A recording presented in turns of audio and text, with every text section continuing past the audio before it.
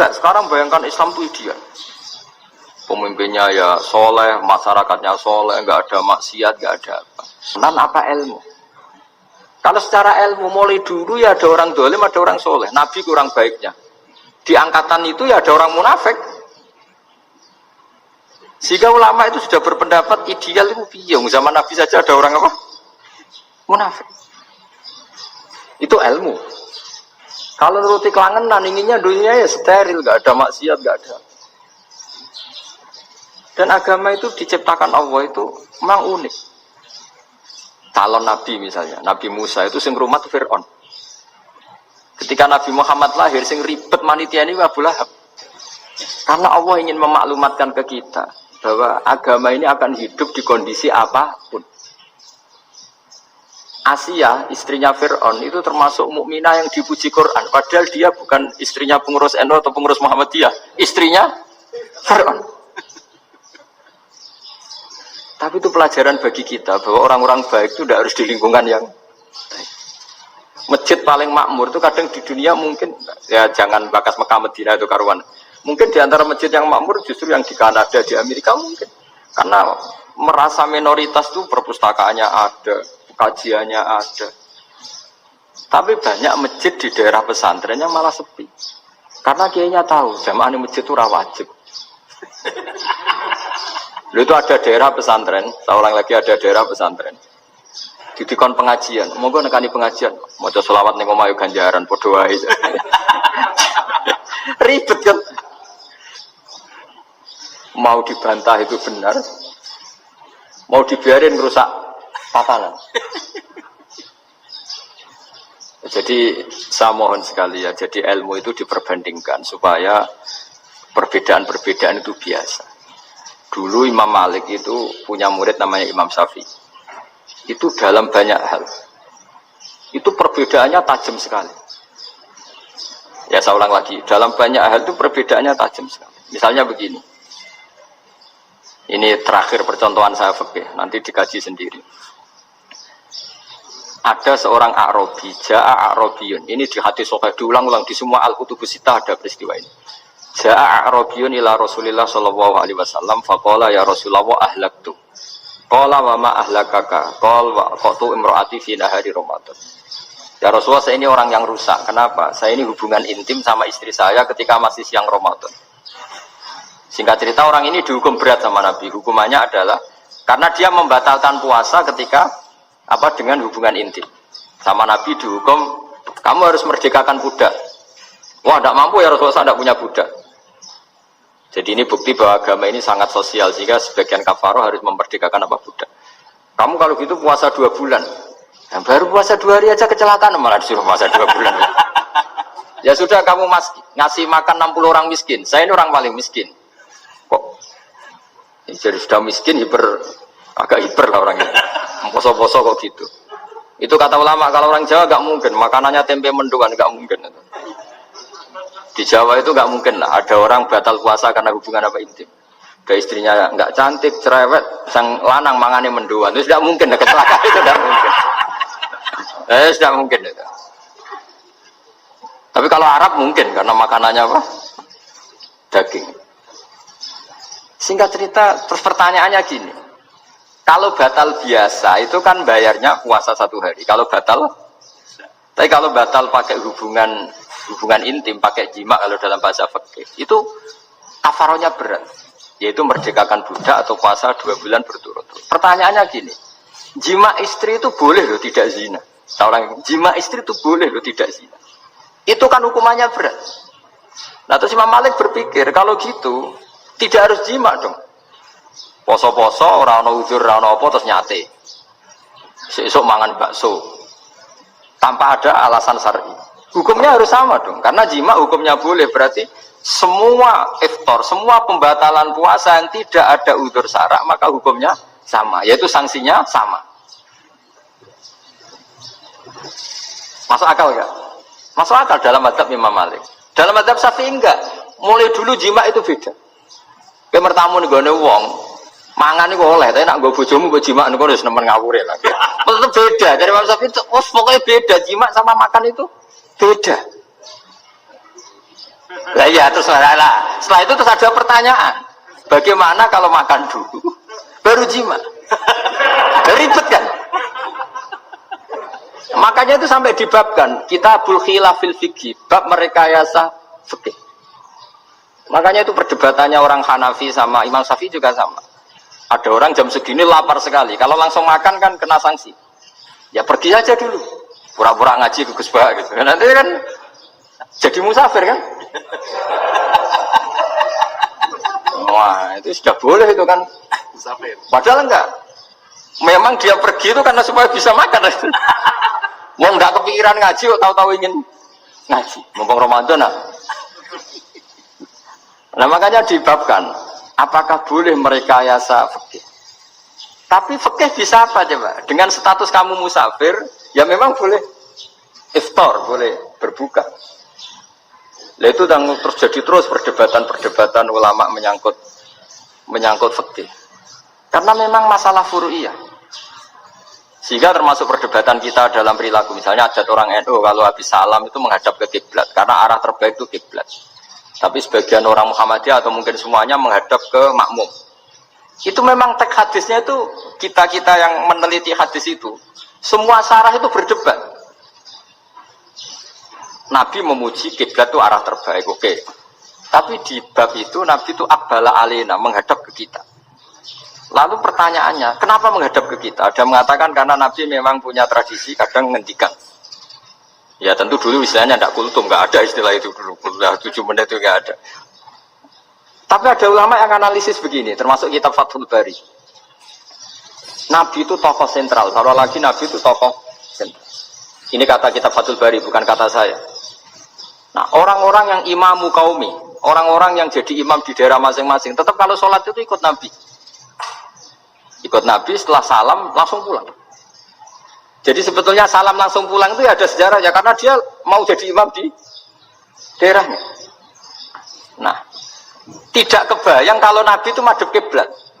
Kalau Nabi madhep kiblat, orang yang masbuk yang barusan datang pasti langsung usolli misalnya fardhu isya'i misalnya. Terus makmum Nabi, padahal Nabi sholatnya sudah selesai. Jadi intinya gini kata Fathul Bari. Imam setelah salam itu harus bikin gerakan atau omongan atau apa saja yang menunjukkan kalau sholatnya selesai. Di antara gerakan itu adalah beliau harus menghadap ke hadirin atau menghadap ke utara. Atau apa saja yang penting menunjukkan kalau sholat ini sudah selesai. Itu fikih. Jadi fikih itu cara analisis itu memang unik. Karena kalau Nabi tetap seperti itu, posisi pancet seperti itu, maka orang yang baru datang mengira Nabi masih sholat. Nah, pertanyaannya kalau mereka sudah takbir, malah sholatnya tidak sah. Kenapa tidak sah? Menggantungkan sholat atau mengikatkan sholatnya dengan orang yang sudah tidak sholat. Jadi menjadikan orang yang nggak sholat sebagai imamnya, kan nggak boleh. Maka Nabi harus memaklumatkan dengan gerakan itu bahwa beliau sudah tidak sholat. Karena orang datang dari berbagai daerah. Jadi nganalisis fikih, fiqhul hadis namanya. Itu ulama itu mau tidak mau debat. Karena pertanyaannya itu kenapa? Ya memang mau apa? Karena yang namanya sosial itu yahtamilu muhtamilatin, ada sekian kemungkinan. Makanya dalam madhab istimbat itu, ketika Nabi sodakoh pakai tamer, pakai kurma, itu ulama mesti ngitungnya tuh kut. Kut itu makanan pokok. Sehingga Imam Syafi'i mengatakan kalau di Indonesia pakai beras misalnya, karena kutil balad di Indonesia itu beras. Oke, Imam Syafi'i mainstream. Tapi ketika era Yusuf Qaradawi di Al-Azhar di Mesir sana, ulama-ulama mulai usil. Sama sih ingat Bamun sering gejlokan. Lah iya, petani gabah, petani padi wis melarat wajib zakat. Petani cengkeh, kakao, suga-suga wajib zakat hanya karena yang ditanam tidak makanan pokok. Jadi mulai ada ulama mulai gerah lah, kalau bahasa politiknya mulai gerah. Yang petani miskin gara-gara yang ditanam padi wajib zakat. Yang orang-orang di sana misalnya di Sulawesi karena tanamannya kakao atau cengkeh tidak wajib zakat karena bentuknya tidak makanan pokok. Geger kan di Al-Azhar geger.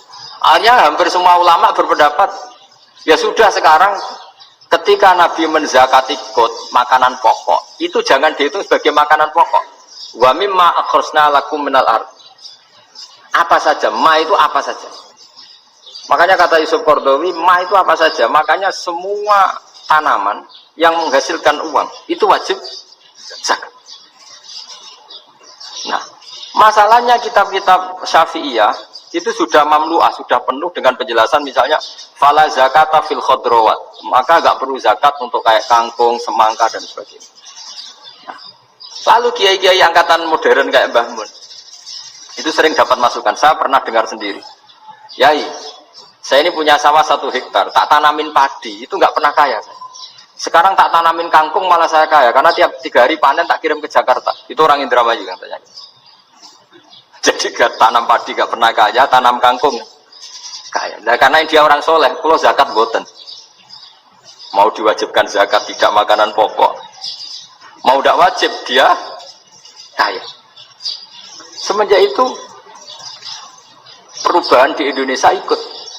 Akhirnya ada zakat, pokoknya asal tanaman yang 1 nisab ya wajib zakat. Masih ada debat lagi. Ketika nanam ingin dipanen, itu dia petani apa pedagang? Karena nanti perdebatannya ikutnya zakat zuruk, zakat tanaman apa zakat pedagang. Kalau sama nggak pernah debat berarti sebenarnya Anda tidak dosen Islam ini. Dosen udah pernah diskusi fikih apa? Islam. Karena saya berkali-kali punya tamu itu begini, Gus saya ini pedagang melon. Tapi dia penanam melon. Jadi pedagang yang agak ingin badi banyak. Itu caranya gini Pak Rektor. Saya misalnya pedagang melon, daripada saya kulak di pasar atau dari petani sudah mahal, nyewa tanah sekian hektar terus ditanami melon. Setelah berhasil, ini dia zakatnya tanaman apa zakat pedagang? Karena dia nanam itu mentalnya sudah pedagang. Padahal nanti zakatnya beda kan? Yang 1,2% yang 1 rubul usur sama nisul usur sama usur 1/10 sama 1/20. Kalau zakatnya zuruk kan 1/10 atau 1/20. Yang 1 rubul usur kira-kira 2,5. Saya ulang lagi ya. Jadi di era modern itu kita jadi bingung, pedagang tapi gayanya petani tapi hakikatnya.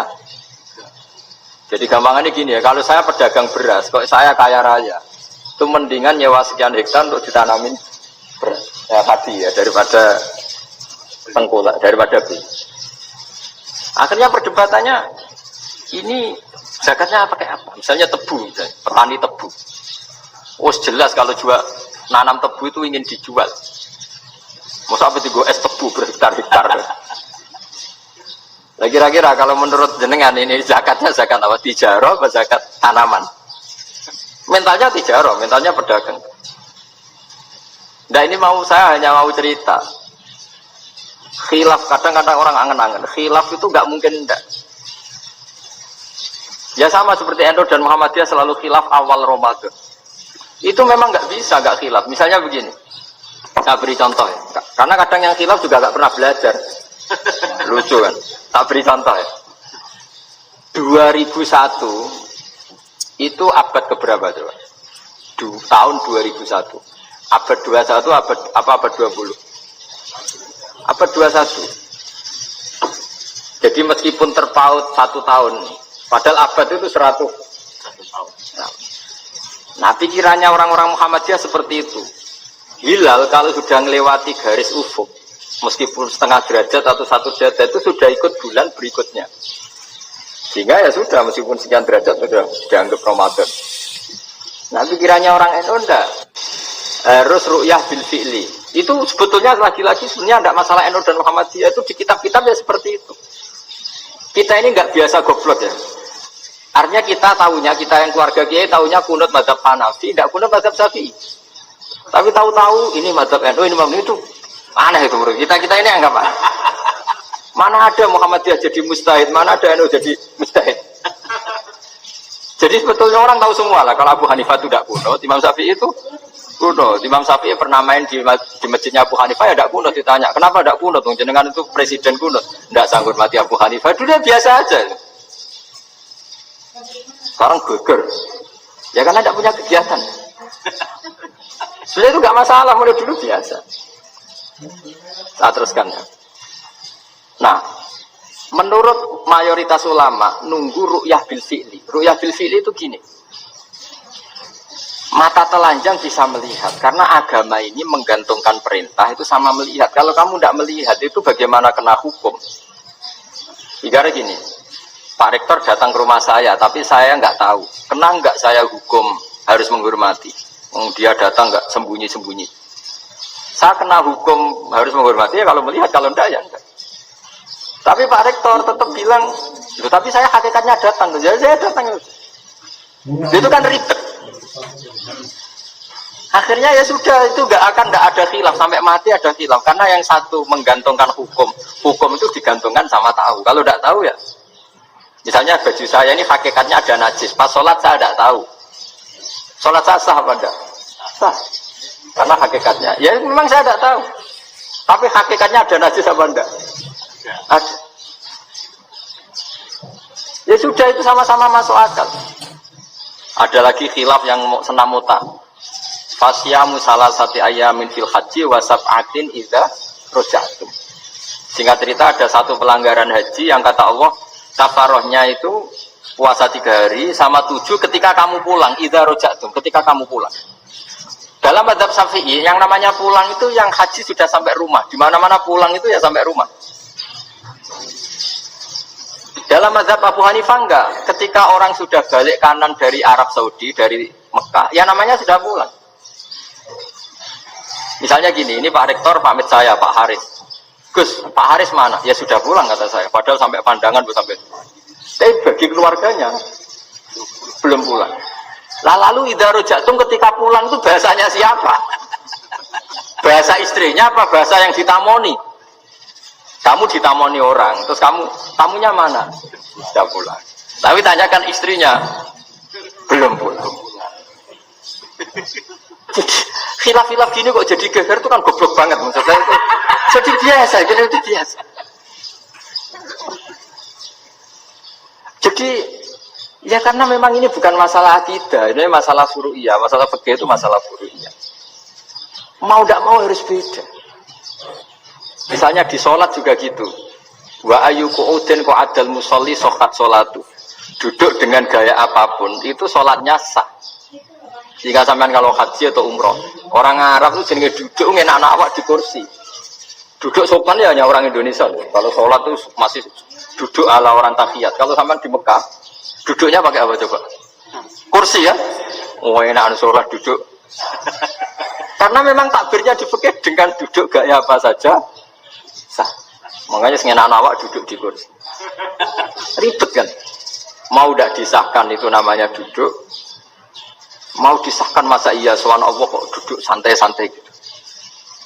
Tapi mau apa? Ini fikih. Biasa orang lagi ini fikih. Fikih itu ya sudah ini fikih. Makanya kalau ulama berdebat misalnya Abu Hanifah berpendapat sholat itu wajib baca Fatihah pasal Quran. Dalam mainstreamnya ya Fatihah karena la sholata liman lam yaqra bi Fatihatil kitab. Tapi cara Abu Hanifah enggak. Faqra'u ma tayassara minal Qur'an. Bacalah apa saja yang mudah bagi kamu. Asal itu Quran. Sementing gak gending Jawa, gak nyanyi lah. Ya sudah mau apa coba?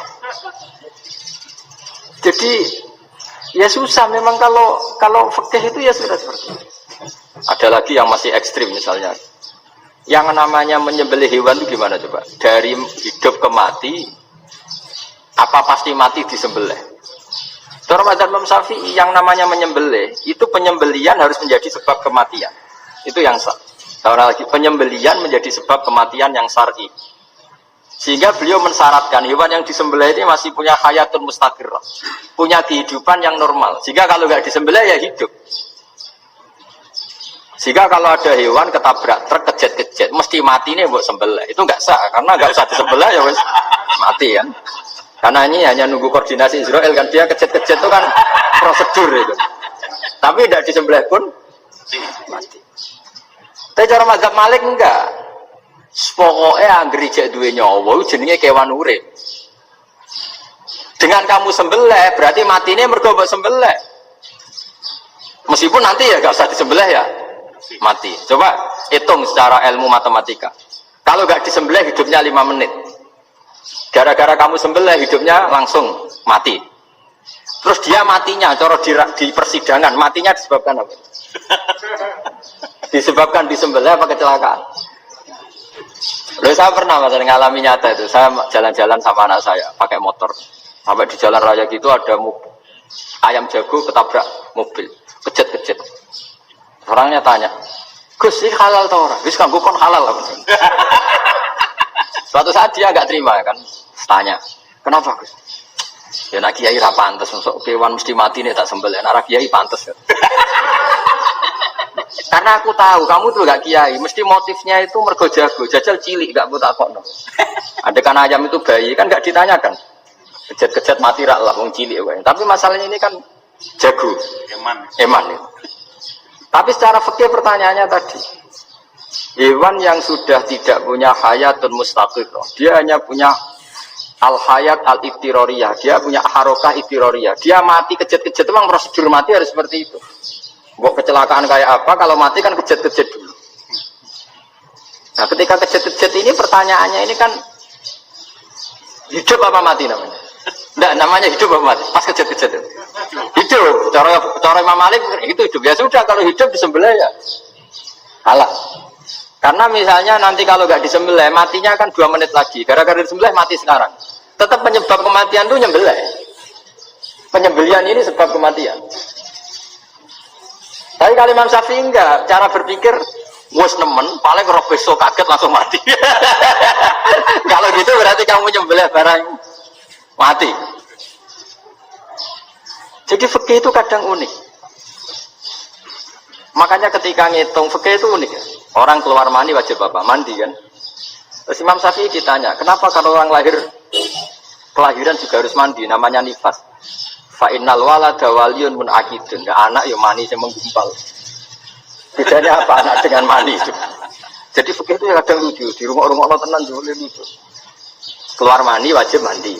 Berarti kalau keluar anak ya wajib mandi, karena hakikatnya anak adalah mani yang mengkristal. Susionis jadi dosen macam-macam itu kan hakikatnya mani. Itu fikih. Nah terus ditanya, kenapa kalau lahir langsung mati tidak wajib disolati? Ya jawabannya Mas Syafi'i lucu. Di mana-mana sholat itu nyolati mayit. Yang namanya mayit itu pernah hidup terus mati. Kalau itu tidak mayit ya sudah. Jadi kadang, nah iya kan disebut sholat mayit. Yang namanya mayit itu apa? Pernah hidup. Nah ini kan tidak pernah hidup. Maka ya sudah seperti itu. Jadi nggak khilaf itu nggak mungkin. Nah kalau qit'atul lahmin, kalau hanya potongan daging, mungkin wah itu tidak manusia karena qit'atul lahmin. Sekarang pertanyaannya, kalau sudah berbentuk manusia, meskipun tidak pernah hidup, nah ini mulai perdebatan karena melihat tidak pernah hidup itu nggak memenuhi syarat. Tapi melihat ini sudah suratu adamiyin, bentuknya sudah. Nah kira-kira gitu perdebatan fikih. Makanya dulu awal mula zaman sahabat itu sudah debat. Masyhur kan, Nabi ada kontingen ke Bani Quraidah. Ya kalau kira-kira saya minta Pak Rektor kamu jangan, kalau ke Malang jangan sholat asar kecuali sampai Tuban. Sebelum Tuban ternyata matahari mau tenggelam. Terus Pak Rektor milih, wah sudah sholat di Hulu. Padahal belum Tuban. Padahal saya bilang jangan sholat asar kecuali di Tuban. Yang Pak Haris enggak, tetap sholat di Tuban meskipun matahari sudah tenggelam. Karena Nabi menyebut Tuban. Singkat cerita, zaman itu kan Bani Quraidah. La tusolliyanal asra illa fi Bani Quraidah. Kalian semua jangan sholat asar kecuali sampai Bani Quraidah. Ternyata di tengah perjalanan matahari sudah mau tenggelam, kira-kira kurang 2 menit atau 3 menit. Sahabat-sahabat, sudahlah kita sholat asar di sini. Kalau sampai sana pasti sudah tenggelam, separuh sholat. Yang separuh enggak, kata Nabi harus di Bani Quraidah. Ya sudah nunggu di Bani Quraidah meskipun matahari sudah tenggelam. Sehingga kita 2 kelompok ini matur, ya Rasulullah kita ngalami ini perdebatan gini-gini. Di semua riwayat, di hadis-hadis sahih disebut falam yu'annif wahidan minhuma. Nabi tidak menyalahkan salah satunya atau nggak menyalahkan dua-duanya. Itu bahasa Indonesia juga ribet, yang benar gimana? Nggak menyalahkan salah satunya, apa nggak menyalahkan dua-duanya? Gimana bahasa benernya? Salah satu. Salah satunya itu dua-duanya. Ya. Jadi itu bukti bahwa ijtihad itu boleh. Seorang lagi bukti bahwa ijtihad itu boleh. Padahal ini jelas, yang satu harus sholat asar, padahal matahari sudah tenggelam. Makanya diantara fikih unik itu begini. Saya ulang lagi fikih unik. Saya menyaksikan betul ketika ada orang tanya Mbah Mun saya ini Kopassus. Kadang latihan itu sampai waktu zuhur habis. Saya harus bagaimana? Jawabnya Mbah Mun tuh unik. Sementing ojo ngosor sholat. Engkau ya ojo niat jamak. Atau kodok katanya. Singkat cerita terus orang ini diskusi sama saya karena ini ya alim pernah mondok. Kenapa kosor tidak boleh? Karena kosor itu ekstrim, merubah bentuk sholat dari 4 menjadi 2. Maka alasannya harus jelas. Harus jelas tuh orang yang latihan di Kopassus itu kan dia sudah berasrama di situ. Berarti dia sudah ada musafir karena asramanya di situ, sudah mukib. Kalau dia kosor itu merubah bentuk sholat dari 4 menjadi 2. Merubah itu ekstrim. Tapi kalau dia qadha itu hanya mengakhirkan sholat dari waktunya. Kira-kira kalau kamu jadi malaikat, ekstrim mana? Merubah sama menunda? Ekstrim merubah kan? Karena 4 menjadi 2. Terus ojo jamak takdim, tapi jamak takhir. Itu juga penting. Bagi pengkaji fikih itu penting. Kalau jamak takhir itu salah-salah sidik ora pati popo. Kenapa? Kan mirip duhur qadha. Kalau jamak takhir kan tapi kalau jamak takdim asar kok di waktu duhur, ekstrim mana? Perubahan takhir sama takdim itu ekstrim mana? Ekstrim takdim karena melakukan sesuatu belum waktunya. Belum waktunya. Jadi itu memang ya memang tadi kajian-kajian fikih itu memang unik. Karena bagi ahlinya, saya ulang lagi tapi ini saya ulang lagi bagi ahlinya. Makanya ketika Nabi menjamak sholat ketika nusuk, ketika haji itu kata Imam Syafi'i lis safar. Karena Nabi pergi jauh karena rumahnya Madinah. Tapi resikonya fatwa itu adalah orang Mekah nggak boleh jamak karena kawasannya nggak sampai 90 kilo lah kalau sekarang mungkin. Tapi kalau tahu Imam Malik enggak, yalin nusuk sehingga orang Mekah pun yang haji ya boleh jamak karena alasan jamaknya karena nusuk, karena haji bukan karena jarak.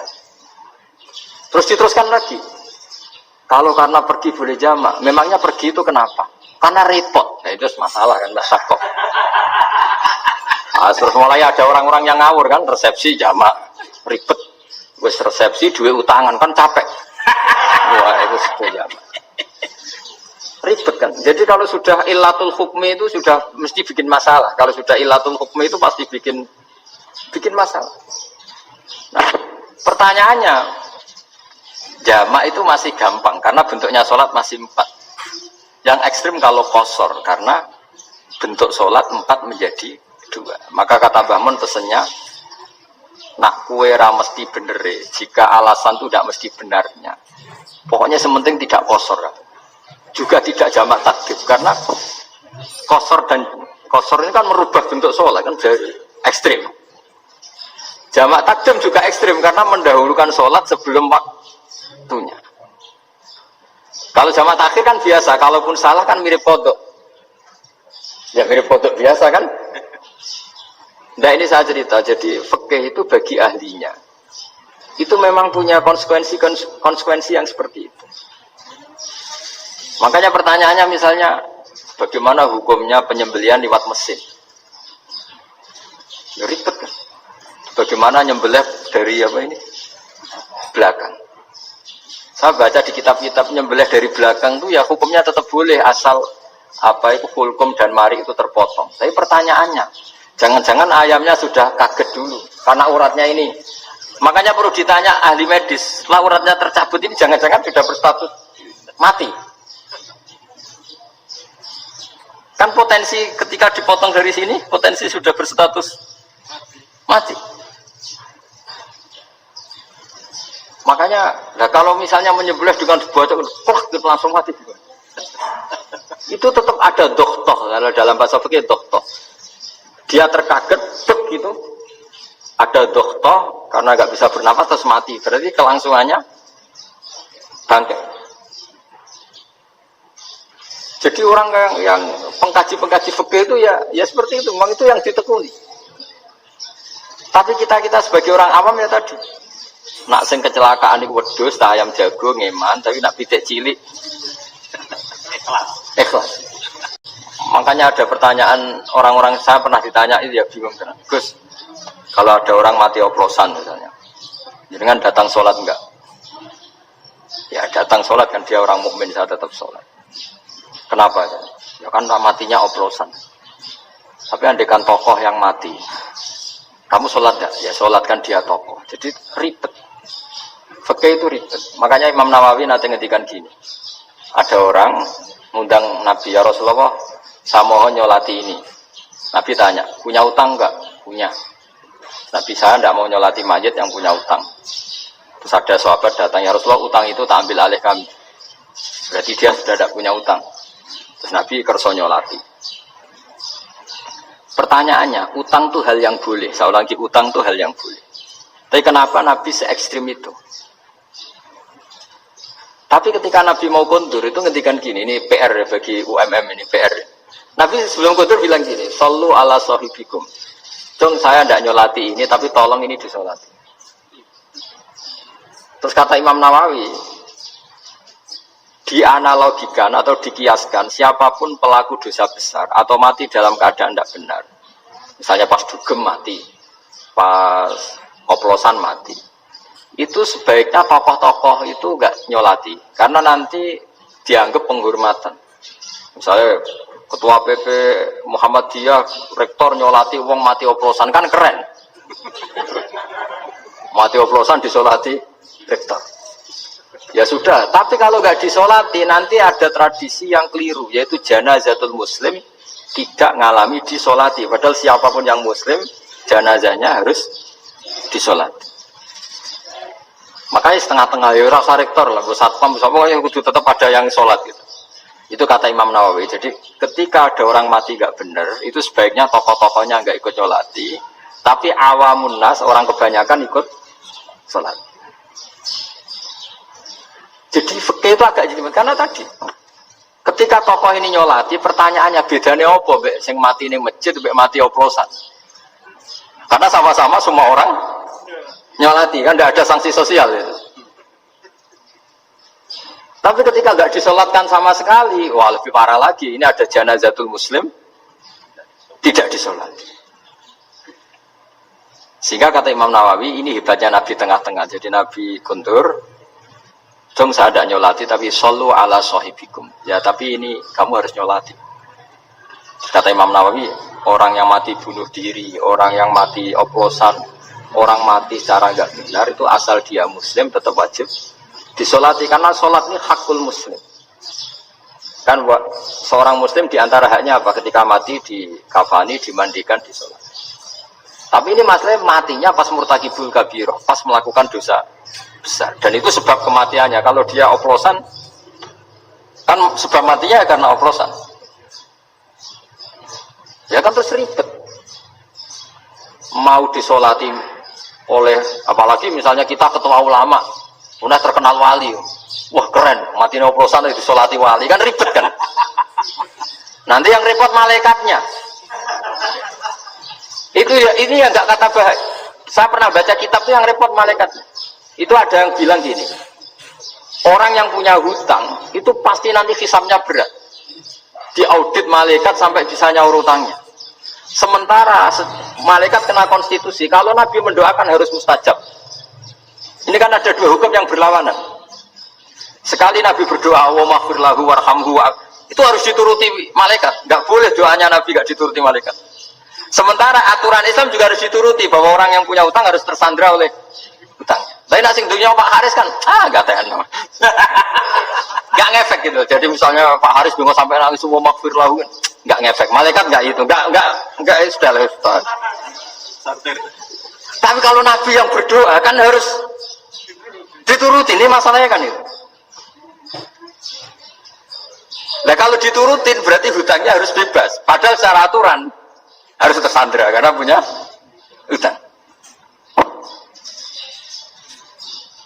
Dan nanti sama kalau yang mati oplosan ini yang doain wali sampai Allah maghfirlahu.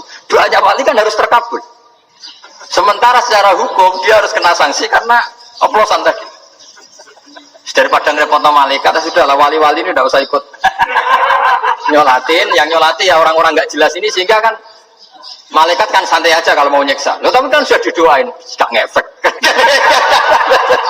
Karena doanya orang-orang nggak penting. Itu ada tuh di Sarah Muslim itu. Di Sarah Muslim di bab ketika Nabi ngetikan babu qauli Rasulullah sallallahu alaihi wasallam, "Shallu ala sahibikum." Jadi belajar fikih itu asik. Karena tadi harus dipelajari. Kalau enggak, ilmu ini hilang. Terus nanti takutnya lagi ilmu fikih itu direduksi sosial. Misalnya gini, pepe wong cilik wae kiai-kiai ra gelem nyolati. Orang melihatnya ini karena yang oplosan wong cilik om larat ra disolati. Jajal bupati ya disolati, mergo amplopnya gede-gede kan terus ruwet kalau dianalisis gitu kan ruwet. Makanya kenapa saya harus ngomong fikih supaya semuanya itu enggak didudukkan urusan sosial itu. Nah, kalau semuanya didudukkan sosial kan sentimennya sentimen sosial. Ribet. Padahal yang sering mati oplosan itu kan ngomong cilik gitu loh, karena tadi. Kalau wong suga kan pakai whisky yang mahal yang insya Allah tidak mati kan gitu. Nah, yang mati kan yo mergo pertos macam-macam itu kan.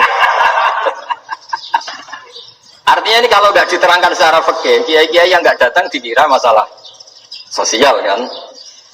PP salam tempel era gede terus nggak datang kan terus jadi ribet. Ya makanya ini lewat pengajian ini supaya sampean lebih tahu ya bahwa khazanah Islam ini kata beberapa ulama kafatal linnas, mana ini semuanya, sehingga Allah akan mentakdirkan kajian Islam akan ada di seluruh dunia. Jadi kenapa IAIN marak di Indonesia, UMM, Universitas NU banyak, karena agama ini kafatal linnas, tidak miliknya orang Arab tapi milik orang alimnya juga gitu. Ketika ada liga alim seluruh dunia, itu orang Indonesia, orang Afrika, ya selalu ada orang alim yang kelas dunia. Seperti dulu ada Imam Bukhari, itu as-sahhul kutub ba'da kitabillah. Kitab terbaik setelah Quran itu Bukhari. Padahal dikarang oleh orang Uzbek. Kata siapa? Islam As-Sofyan, ada orang Arab ngakui kalau kitab paling sahih itu Bukhari. Mekah Madinah pun ngakui kalau kitab paling sahih Bukhari. Padahal pengarangnya ada orang Arab. Orang mana? Uzbek. Imam Ghazali yang diakui seluruh dunia itu Aktos itu ikut versinya. Juga bukan orang Arab. Si bawah ini orang Persia. Nah, ini yang belum ada orang Malang ini, tinggal PR. Ya, nyusul ya, nyusul. Ya, saya kira demikian. Assalamualaikum warahmatullahi wabarakatuh.